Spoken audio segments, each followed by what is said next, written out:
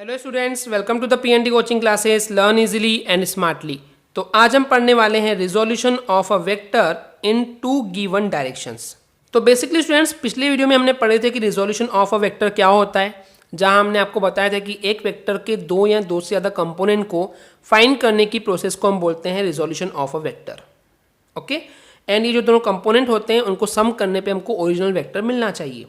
But अब इस topic में डिफरेंस क्या है कि आपको दो डायरेक्शन गिवन है, टू डायरेक्शंस जो है वो गिवन है, तो उन दो डायरेक्शन के अकॉर्डिंग आपको एक वेक्टर का रिजोल्यूशन निकालना है। यानी कि आपको डायरेक्शन पहले से पता है कि हमको इस और इस कोई भी दो डायरेक्शन पता होगी, उन दो डायरेक्शन के अकॉर्डिंग आपको एक वेक्टर का रिजोल्यूशन निकालना है। तो क्वेश्चन आता है कि ये कैसे पॉसिबल है। तो चलिए आज की इस वीडियो में यही कवर करने वाले, करते हैं स्टार्ट। तो सबसे पहले स्टूडेंट्स मान लेते हैं जो हमारा ओरिजिनल वेक्टर है दैट इज वेक्टर आर। क्या है वो? वेक्टर आर मान लेते हैं। और जिन दो डायरेक्शन में हमको उस वेक्टर का रिजोल्यूशन निकालना है वो मान लेते हैं वेक्टर ए और वेक्टर बी है। अब क्योंकि यहाँ पे सीधी सी बात है कि हमको तीनों से डील करना है, तो ये तीनों ही जो वेक्टर हैं वो कहाँ होंगे? एक ही प्लेन में होंगे, इसलिए इनको हम बोलेंगे कोप्लेनर वेक्टर। तो हमारा मानना ये है कि वेक्टर आर, वेक्टर ए और वेक्टर बी ये तीनों ही कोप्लेनर वेक्टर है, यानी कि ये तीनों ही एक ही प्लेन में प्रेजेंट हैं।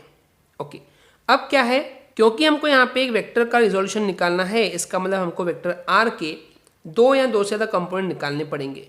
एक्चुअली इस क्वेश्चन में हमको सिर्फ दो ही निकालना है क्योंकि हमको दो डायरेक्शन दी हुई है। तो यहाँ पे हमको दो कंपोनेंट को फाइंड करना है इस वेक्टर आर के, जो कि वेक्टर ए और वेक्टर बी के डायरेक्शन के अलोंग काम करने वाले हैं, क्योंकि यहाँ दो डायरेक्शन हमारे पास दी हुई है। तो इसको सॉल्व कैसे करेंगे? तो मान लेते हैं सबसे पहले कि वेक्टर आर को हम ड्रॉ करते हैं। ओके, एंड उसका मान लेते हैं हेड जो है वो क्यू है एंड जो टेल है वो ओ है। सो डायग्राम अभी आपको दिखा रहे हैं, बस एक मिनट सुन लीजिए कि यहाँ पे क्या है, जो वेक्टर आर है ओके उसका हेड क्यू है एंड टेल ओ है, यानी कि ओ क्यू वेक्टर बनने वाला है। उसके बाद एक दूसरा वेक्टर लेंगे okay that is vector O P, जो कि वेक्टर ए के किसके पैरेलल होगा? वेक्टर ए के पैरेलल लेंगे और एक क्यू पी लेंगे जो कि वेक्टर बी के पैरेलल होगा। सो कन्फ्यूजन क्रिएट होना स्टार्ट हो गया है। चलो डायग्राम देखते हैं। देखिए मैंने क्या बोला था, मान लेते हैं एक वेक्टर ए ये है, एक वेक्टर बी ये है। हमको क्या है, हमको निकालना है वेक्टर आर, एक ओरिजिनल वेक्टर है, मान लेते हैं ये एक ओरिजिनल वेक्टर आर है। इस वेक्टर आर के बेसिकली हमको क्या करना है, रिजोल्यूशन ऑफ वेक्टर फाइंड करना है, वो भी vector A and vector B के डायरेक्शन में। तो सबसे पहले क्या करेंगे स्टूडेंट्स, सबसे पहले हम करेंगे कि वेक्टर आर को ड्रॉ कर लेंगे। तो हमने वेक्टर ओ क्यू के जरिए वेक्टर आर ड्रॉ कर लिया। ठीक है, ओ इसका क्या हो गया? टेल हो गया, क्यू हो गया इसका हेड। तो डायरेक्शन क्लियर हो रही है, ये डायरेक्शन इधर है। इतना क्लियर है स्टूडेंट्स। अब हम क्या कर रहे हैं कि वेक्टर ए के अलोंग इसी ओरिजिन का स्टार्ट करते हुए, इसी के टेल से स्टार्ट करते हुए एक वेक्टर ड्रॉ करते हैं।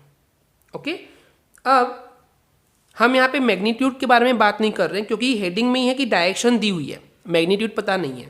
तो हम क्या करेंगे, मान लेते हैं कि इस वेक्टर ए के पैरेलल हमने एक कोई तो भी वेक्टर ड्रॉ कर दी, उसकी वैल्यू कुछ भी हो सकती है। ओके, तो मान लेते हैं कि एक रियल नंबर लेते हैं, तो उसको हम लैम्डा से रिप्रेजेंट कर रहे हैं और यहाँ पे म्यू भी ले रहे हैं। म्यू भी क्या है? एक रियल नंबर है, मान लेते हैं कोई भी एक रियल नंबर है, कुछ भी नंबर हो सकता है वो। एंड ये इसलिए ले रहे हैं हम लैम्डा एंड म्यू बिकॉज इसके बदले यहाँ पे कोई भी एक नंबर आ सकता है। ओके, क्योंकि मैग्नीट्यूड के बारे में कोई डिस्कस नहीं किया गया है। तो सबसे पहले क्या किया हमने, एक वेक्टर ए के पैरेलल हमने एक ओपी वेक्टर ड्रॉ कर दिए। ओके, एंड उसके बाद इस आर वेक्टर के क्यू से, क्योंकि हमारे पास ओ दिया हुआ था और क्यू दिया था, तो ओ से एक वेक्टर ड्रॉ कर दिए और एक वेक्टर इस क्यू से ड्रॉ कर देंगे। ओके, तो वो कितना होगा? Mu vector B times, right, mu times the vector B. And ये दोनों जो है कहीं ना कहीं एक दूसरे को कट जरूर करेंगे। तो मान लेते हैं कि ये एक पॉइंट पी पे एक दूसरे को जो है इंटरसेक्ट करते हैं। ओके, डायग्राम क्लियर है। तो अब यहाँ पे हम ये चीज़ बोल सकते हैं स्टूडेंट्स कि ये जो ओरिजिनल वेक्टर था इसके हमको दो कंपोनेंट मिल चुके हैं। कैसे बोल सकते हैं इनको कंपोनेंट? रीजन बता रहा हूँ। अब देखिए इसकी जो डायरेक्शन थी वो इस तरीके से है।